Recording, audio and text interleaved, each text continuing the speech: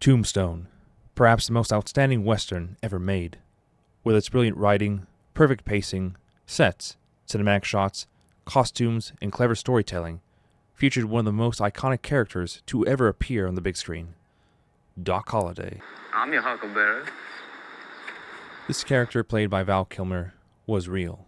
However, the question is whether the portrayal accurately represents the man who lived and breathed. Wyatt said that Doc Holliday was a dentist, whom necessity had made a gambler, a gentleman whom disease had made a vagabond, a philosopher whom life had made a caustic wit, a long, lean, blond fellow, nearly dead with consumption, and at the same time the most skillful gambler and nerviest, speediest, deadliest man with a six-gun he had ever known.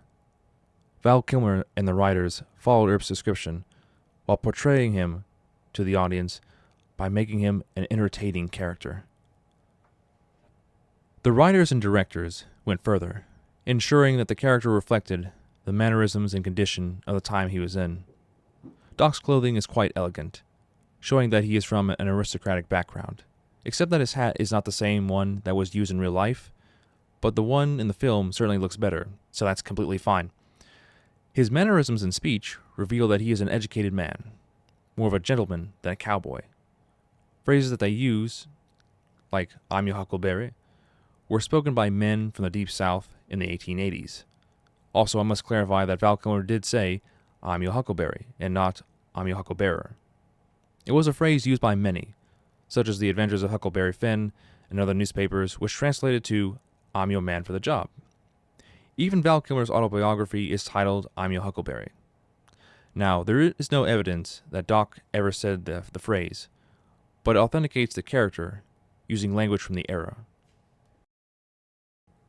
Kilmer went above and beyond to portray the most accurate version of Doc Holliday possible.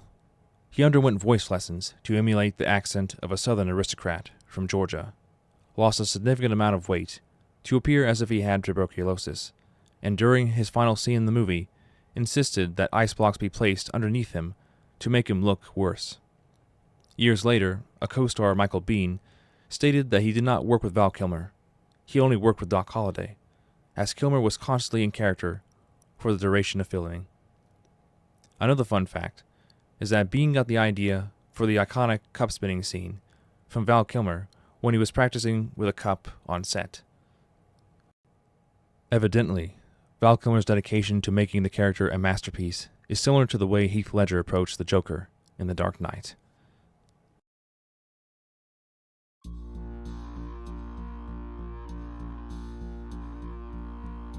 At the movie's climax, the fight at the OK Corral, or originally known as the incident on Fremont Street, where Doc Holliday was involved, the film gets it right while taking some liberties.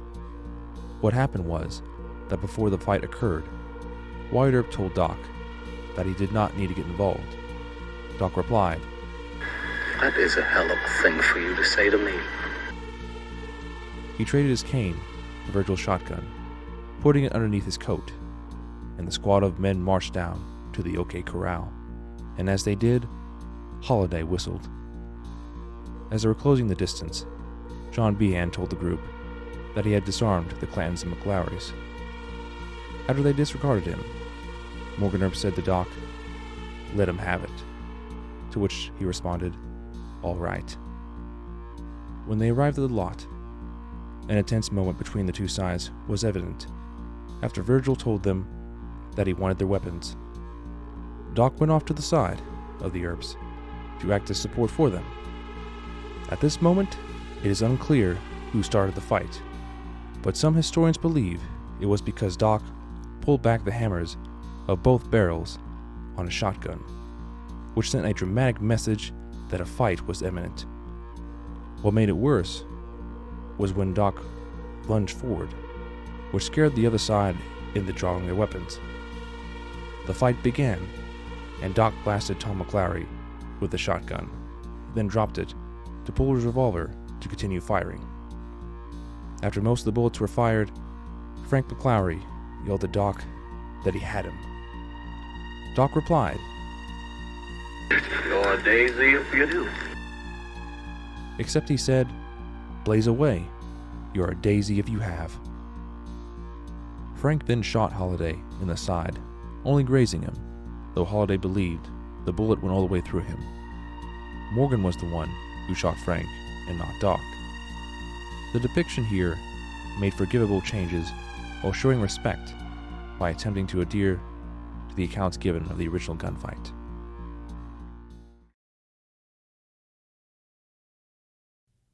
The movie's portrayal of the relationships between the characters and Doc Holliday were complex, with some accuracy and more liberties taken.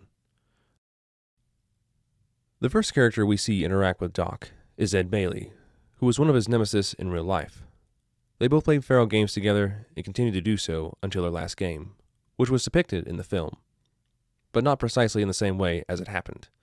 What happened was that the two men were gambling, and Ed Bailey would pick up the cards from the discard pile, which was not officially against the rules, but was seen as disgraceful by almost all players.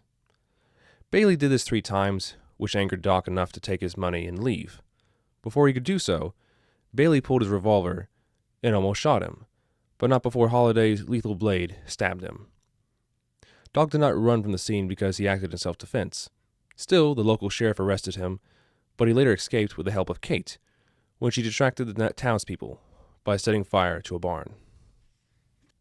Now Kate, Doc's wife, Tombstone portrays their relationship as one of love, but then depicts Kate as trying to hasten her husband's demise, which was somewhat accurate.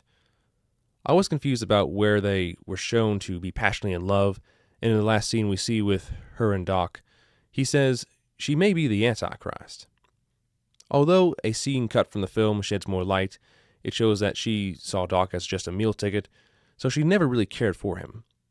I understand why the scene was cut, as it would have disrupted the film's flow, even if it could have provided more to understand the relationship. In real life, Kate was referred to as Big Nose Kate, despite her actual name being Mary Catherine Elder Horany. She was originally from Hungary, and was hard-headed and fiery, much like Doc. They had a complex relationship where both were abusive toward the other, but since they both shared a desire for the nightlife, they were heavily attracted to one another. They would meet together oft, eventually getting married. The last time they would be together was in Tombstone, right before Doc put Kate on a stage. What happened was that a lawman had convinced her, while she was drunk, to sign an affidavit that affirmed that she had witnessed Doc commit a murder. Wyatt was able to find enough witnesses to secure Doc's release, and she later recanted her statement. However, her repentance was not enough, and thus it was the end of Kate and Doc's relationship.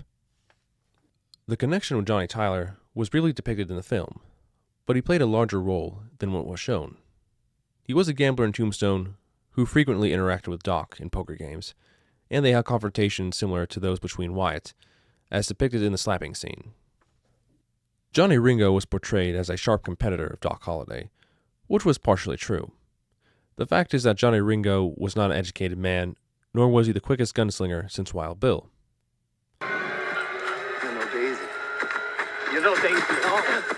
There was a rivalry between Doc and Ringo, and they had multiple confrontations. The new movie depicts their first meeting where they engage in a battle of wits, which did not occur in real life, and is perhaps the most incredible scene in the whole film. Now, in the second scene they meet, where Johnny Ringo is drunk and trying to start a fight with the Earps, Holliday steps up to accept the challenge, but Ringo is pulled back by the cowboys. This did happen, but only after Virgil Earp was wounded. The last scene we see with Ringo, he faces off with Doc Holliday, which may have or may not have happened, years after the Tombstone Vendetta ride. We know that Johnny Ringo was found lying against the bottom of a tree with a bullet in his head. Some historians say he committed self-harm, because he may have been afraid of dying from dehydration, though he was mere yards away from water. Another theory is that Wyatt Earp killed him, because he claimed to have done so, but some think that was not the case because he was in another area at the time the killing happened. The theory that Doc Holliday had killed Johnny Ringo is based on the fact that Wyatt Earp and Doc traveled back to Arizona, and they may have encountered Ringo, then killed him. However, the day that Ringo was killed, Doc was scheduled to be in court in Colorado, so he should have not been anywhere near Arizona at the time. Although some still hold on to the hope that he was the one who ended Ringo by saying that perhaps his lawyer was in court instead of him, though it is more likely that he did not do it at all. The conflict with Ike Clanton was short in the movie, but more pivotal in real life. We see a scene where Doc and Ike argue about a poker game, but it ends with Ike leaving and Doc passing out. It shows the conflict between the two men, but is more important to the story.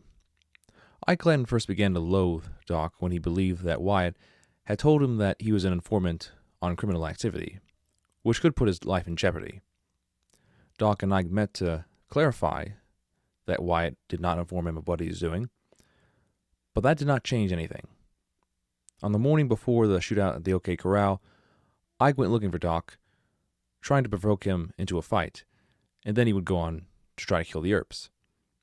Historians think that this fact proves why Doc pulled back the hammers of the shotgun, because he was so angry that the Clantons and McLarys were specifically targeting him, and he thought that he needed to take them out before they could get him later. Now, this is speculation, we're not really sure, but it's just a theory, since we can't go back and read Doc's mind. The most important relationship was Doc's friendship with Wyatt Earp, which was the strongest in the history of the Old West. The film drew closely on this, with the two characters sharing small and profound moments periodically. It did not mention how they first met. When Wyatt was a marshal in Dodge City, he was overtaken one night by outlaws in a saloon. Doc stepped in to save his life, which cemented their friendship forever. When Wyatt left for Tombstone, he invited Doc to join him in his new pursuits.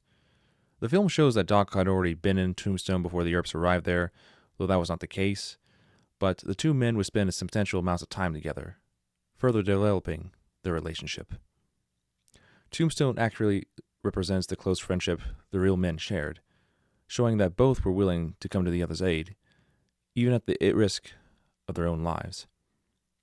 Doc was with Wyatt at the OK Corral, Morgan's funeral, the railroad station when Frank Stillwell and Ike Clanton tried to murder the rest of the family, and he rode in the Tombstone Vendetta posse, even though he was suffering dreadfully from his tuberculosis. Though the film shows the two shaking hands before departing, the fact is that they had a bitter falling out. Doc had called Wyatt a Jew boy, since he was having an affair with the Jewish mistress, Josephine. They separated, but the story does not end there. The two reunited one last time, in a hotel lobby in Denver. Wyatt's second wife, Josephine, gave us an account of this final meeting. My husband was deeply affected by this parting from a man who, like an ailing child, had clung to him as though to derive strength from him. There were tears in Wyatt's eyes when at last they took leave of each other. Doc threw his arm across his shoulder and said, "Goodbye, old friend. It will be a long time before we meet again." Wyatt left, and Doc died soon after. He had many friends who mourned his death and attended his funeral, but none of them were as close or loyal friend as Wyatt was. Now, this concludes the analysis of the character of Doc Holliday and how he was accurate to the original. But I will say this. Val Kilmer's portrayal of Doc Holliday is unmatched, and without a doubt, the best produced. The other actors who have played the character were excellent, but nothing compared to this one. The only real question that needs to be asked is why didn't Hollywood give him an Oscar for this film? We'll never know. But that's all. Honey, I apologize. I forgot you were there. You may go now.